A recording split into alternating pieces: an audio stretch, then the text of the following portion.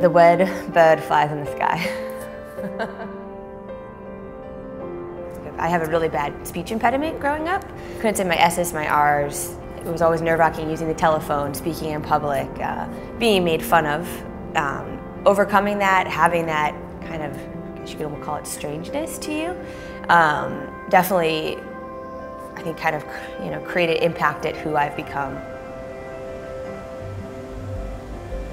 I used to sit in conference rooms, like, when it's that beautiful day and it's blue and clear and you just want to be outside and you're just sitting there and you feel trapped. For me, the bike made me feel like I was flying. I would sit in these conference rooms and wish I could just fly out of them, and you're kind of like your head's nodding and you're pinching yourself and you're drinking caffeine, hoping that I would wake up. And then for me, when I got on the bike, it was like, this is what I was dreaming about in a conference room.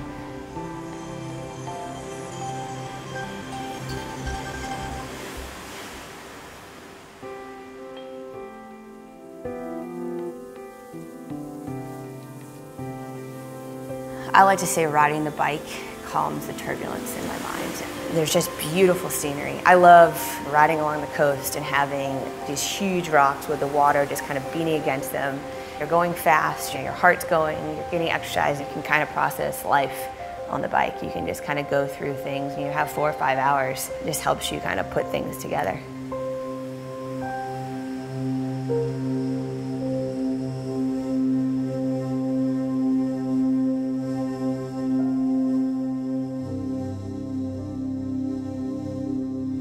At the time I was 26, 27, and I just had this feeling that I just wanted to see the world. I felt like I wasn't fully living. I was just kind of doing this job just because I was supposed to. Yeah, you're making good money, and I went to good college. I had a good investment banking job. I had the mezzanine PE job, but I felt like there was kind of something else was calling me to just try something different. My older sister Angela lives outside the city and invited me to go to a cyclocross race, Thanksgiving 2007. I did it, I loved it, and I started riding and I fell in love with the sport. And I honestly thought I was just going to take 1 year off and just ride my bike some, explore the world a little bit, and then go back to working. And I won my first professional race the weekend after I left my job. I had never won one before that.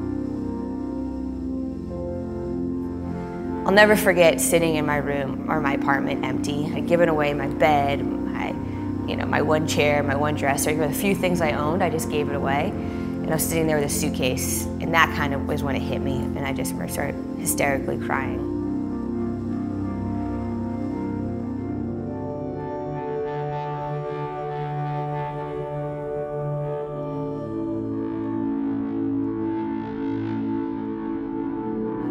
I think people think I just kind of rolled out of bed, got on a bike, and was winning.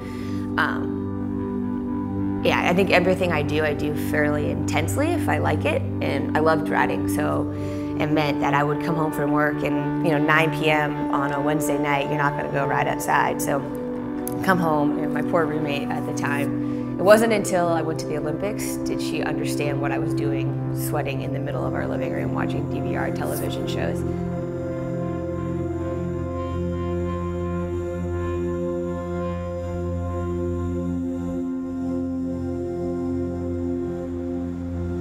Cycling has made me much more sure of who I am, of what I want, knowing that I'm doing what I love, and that I think there's something about just going after something wholeheartedly and that could easily fail. There's something, it kind of makes you feel very alive.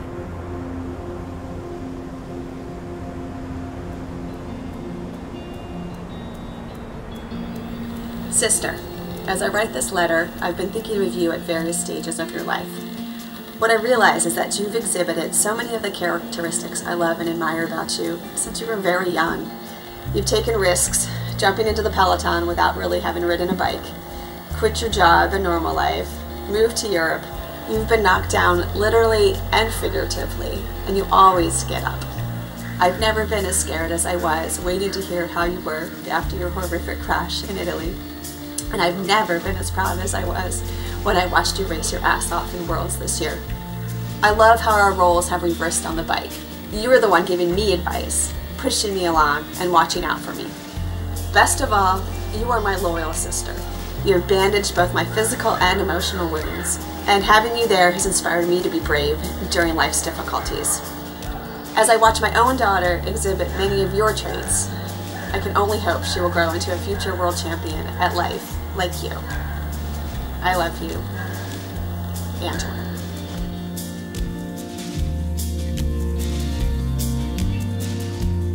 I question is, am I doing something trivial? Am I just pursuing what I want? Just my own selfish pursuit of winning bike races?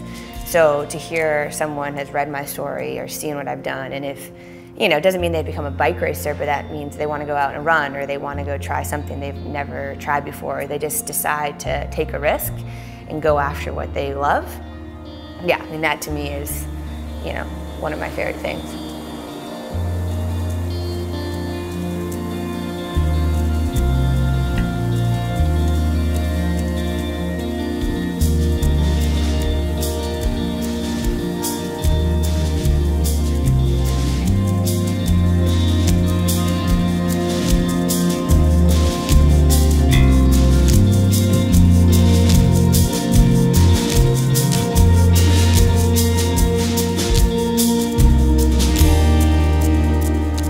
Soulpancake, subscribe!